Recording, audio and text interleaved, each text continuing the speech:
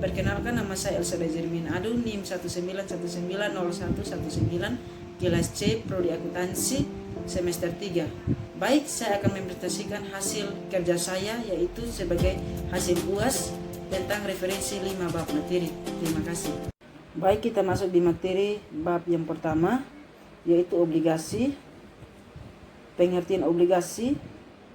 Obligasi adalah surat kontrak utang yang menyatakan bahwa penerbit emitmen dalam kurung borrower bersedia membayarkan sejumlah bunga interest dan pelunasan atau prinsipal kepada investor obligasi. Obligasi adalah surat tanda bukti bahwa investor pemegang obligasi telah memberikan pinjaman hutang bagi emiten penerbit obligasi. Slide yang berikut. Siapa penerbit obligasi? Beberapa emitmen obligasi. Yang pertama, pemerintah pusat. Yang kedua, perusahaan. Yang ketiga, pemerintah daerah. Yang keempat, perusahaan atau pemerintah asing. Slide yang berikut. 3 tipe obligasi. Yang pertama, premium bonds, yaitu obligasi dengan harga lebih tinggi daripada nilai nominalnya, dikatakan dijual pada harga premi, atau yield to maturity dari premium bonds adalah lebih kecil daripada tingkat kuponnya.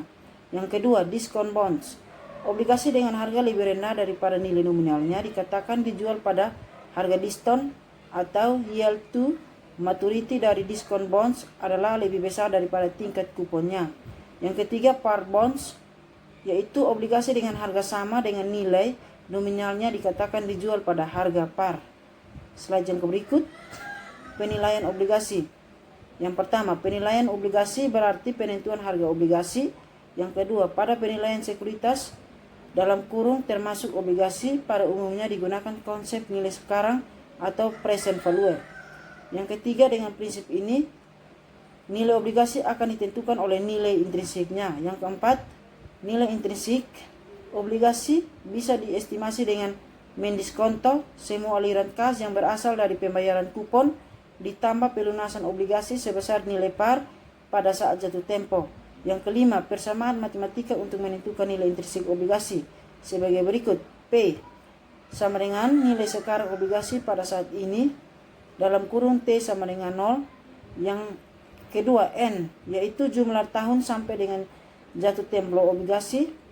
Yang ketiga, C, yaitu pembayaran kupon untuk obligasi setiap tahunnya. Yang keempat, R, yaitu tingkat diskonto yang tepat atau tingkat bunga pasar. Yang kelima, P, yaitu nilai par dari obligasi. Slide yang berikut, contoh soal. Obligasi XYS akan jatuh tempo pada 20 tahun mendatang. Obligasi tersebut mempunyai nilai par sebesar 1000 dan memberikan kupon sebesar 16%. Pembayarannya dilakukan 2 kali dalam setahun. Yang kedua, jika asumsi bahwa tingkat bunga pasar juga sebesar 16%, maka harga obligasi tersebut adalah dengan menggunakan tabel A-1 dan A-2 dalam kurung terlampir dalam buku. Nilai obligasi XYS juga dapat dihitung dengan perincian sebagai berikut. Nilai sekarang dari penerimaan bunga yaitu 80 dikalikan 11,925, hasilnya 954. Nilai sekarang dari pelunasan nilai par yaitu 1000 dikali 0,46 sehingga hasilnya 46. Total nilai obligasi XYS yaitu ditambahkan dengan 954 ditambahkan 46 sehingga menghasilkan nilai obligasi XYS yaitu 1000. Materi bab yang kedua, risiko dan tingkat pengembalian. Slide yang berikut, konsep dasar, risk dan return. Ada 2 aspek yang perlu dipertimbangkan oleh manajemen perusahaan dalam kurung manajemen keuangan dalam pengembalian keputusan keuangan, yaitu tingkat pengembalian atau return. Yang kedua, risiko atau risk keputusan keuangan tersebut. Return yaitu dalam kurung tingkat pengembalian adalah imbalan yang diharapkan diperoleh di masa mendatang. Return adalah tingkat keuntungan yang diharapkan. Risiko. Yang pertama, risiko adalah kemungkinan terjadinya hasil yang tidak diinginkan atau berlawanan dari yang diinginkan. Yang kedua, risiko adalah kemungkinan terjadinya penyimpangan dari rata-rata dari tingkat pengembalian yang diharapkan yang dapat diukur dari standar deviasi dengan menggunakan statistika. Slide yang berikut, hubungan risiko dengan return yang diharapkan. Hubungan antara risiko dan return harapan merupakan hubungan yang bersifat searah dan linear. Artinya semakin besar risiko suatu aset, maka semakin besar pula return yang diharapkan atas aset tersebut dan sebaliknya. Slide yang berikut, risiko aset. Risiko dari suatu aset dapat dilihat dengan dua cara.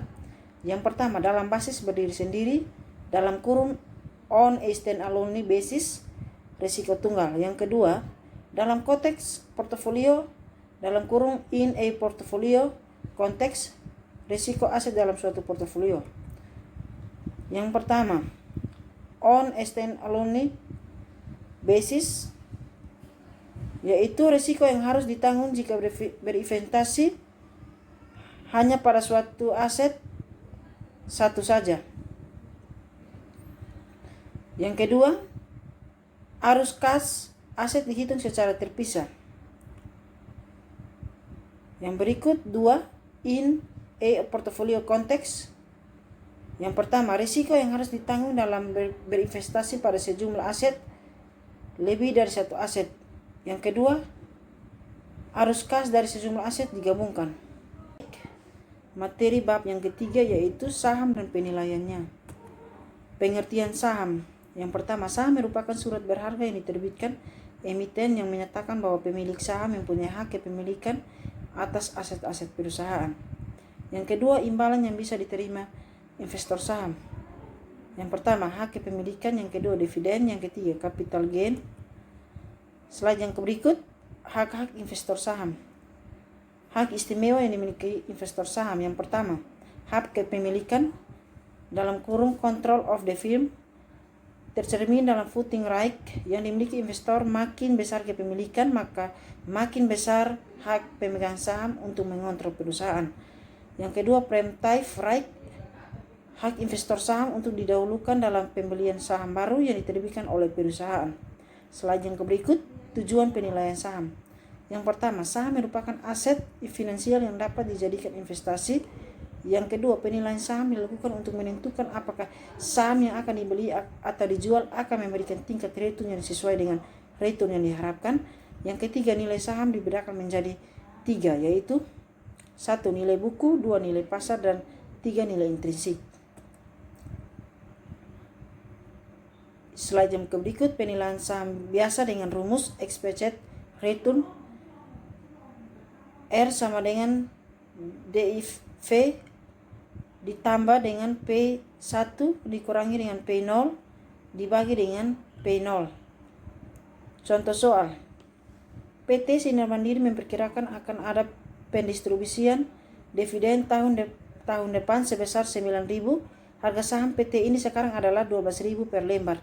Tahun depan diramaikan harga saham akan naik menjadi 20.000 per lembar karena perusahaan baru saja memenangkan proyek besar dari pemerintah. Berapakah expected return dari saham Sinar Mandiri? Dengan rumus seperti yang di atas, R sama dengan 9.000 ditambah 20.000 dikurang 12.000 dibagi dengan 12.000 sehingga hasilnya 1,416%. Baik, materi yang berikut, bab 4, biaya modal perusahaan. Slide yang berikut, pentingnya biaya modal. 1. Maksimalisasi nilai perusahaan mengharuskan biaya dalam kurung termasuk biaya modal diminimumkan. Yang kedua, keputusan penganggaran modal dalam kurung capital budgeting memerlukan estimasi biaya modal. Yang ketiga, keputusan penting lain seperti leasing dan modal kerja juga memerlukan estimasi biaya modal. Slide yang berikut, contoh soal. Tuan A akan meminjam uang sebesar 1 juta rupiah dengan bunga 2% per bulan untuk waktu 6 bulan. Biaya administrasi dan biaya lainnya 50.000. Jadi biaya memperoleh modal pinjaman adalah bunga ditambah biaya administrasinya. Dalam kurung 2% dikalikan dengan 6 bulan dikalikan dengan 1 juta rupiah ditambah dengan 50.000 rupiah, maka hasilnya 170.000 rupiah. Biaya modal per bulan dalam kurung 170.000 rupiah dibagi dengan 1 juta dibagi dengan 6 bulan, maka hasilnya 0,283 atau dibulatkan di persen maka 2,83, sehingga lebih besar dari bunga menurut kontrak yang hanya 2%. Slide yang berikut, fungsi biaya modal. 1. Terkait dengan pajak yang dikenakan pada perusahaan. Biaya modal yang dikenakan pada modal pinjaman berbeda dengan biaya modal dari modal sendiri. Konsep perhitungan biaya modal didasarkan pada perhitungan A. Sebelum pajak atau before tax basis, perlu disesuaikan dulu dengan pajak sebelum dilakukan perhitungan biaya modal rata-ratanya seperti obligasi. B. Setelah pajak atau after tax basis. Slide yang berikut. 2. Sebagai diskon rate untuk menentukan diterima atau ditolaknya suatu usulan investasi, yaitu dengan membandingkan tingkat keuntungan atau rate of return dari usulan investasi tersebut dengan biaya modalnya. Biaya modal di sini adalah biaya modal yang menyeluruh atau overall cost of capital. Misalnya jika kita menggunakan metode net present value atau profitability index untuk menentukan diterima atau ditolaknya suatu usulan investasi, maka biaya modal berfungsi sebagai diskon rate yang digunakan untuk menghitung nilai sekarang dari proses dan pengeluaran investasi. Kita masuk di materi bab yang kelima, yaitu penganggaran modal. Slide yang berikut, pentingnya penganggaran modal. 1. Jangka waktu tertanamnya aset yang lama membuat perusahaan perlu memikirkan sumber dana lain bagi kebutuhan yang lain. Yang kedua, investasi dalam aktiva tetap menyangkut dua hal, yaitu yang pertama, bila investasi yang terlampau besar akibatnya adalah banyak peralatan yang tidak beroperasi. Yang kedua, bila investasi yang terlampau kecil sehingga kekurangan peralatan, akibatnya adalah perusahaan bekerja dengan harga pokok yang terlalu tinggi sehingga mengurangi daya saing. Yang ketiga, pengeluaran dana untuk keperluan tersebut biasanya meliputi jumlah yang besar yang tidak bisa diperoleh dalam jangka waktu yang pendek atau sekaligus, sehingga perlu adanya ketelitian yang dalam melakukan perhitungan. Yang keempat, kesalahan dalam melakukan perhitungan berarti berakibat panjang sehingga kerugian pasti terjadi. Slide yang berikut, dalam penganggaran modal dalam kurung analisis usulan investasi, ada beberapa langkah yang dilakukan. Yang pertama, menaksir aliran kas dari investasi tersebut. Yang kedua, menghitung biaya modal rata-rata tertimbang. Yang ketiga, mengevaluasi investasi tersebut dengan kriteria investasi seperti payback, periode, NPF, PI, dan IRR. Yang keempat, mengambil keputusan apakah investasi diterima atau tidak. Yang berikut, internal rate of return atau IRR. Yang pertama, internal rate of return adalah tingkat bunga yang akan menjadikan jumlah nilai sekarang dari cash inflow sama dengan nilai sekarang dari cash outflow atau suatu tingkat diskonto di mana NPF sama dengan 0. Yang kedua, IRR diartikan juga sebagai tingkat keuntungan yang diperkirakan akan dihasilkan oleh proyek atau expected rate of return. Yang ketiga, rumus, yaitu cash inflow dibagikan dengan dalam kurung 1 ditambah I tutup kurung pangkat N dikurangi dengan 10 maka sama dengan 0, di mana I sama dengan IRR atau tingkat diskonto yang menyebabkan NPF sama dengan 0. Baik, sekian dan terima kasih. God bless you.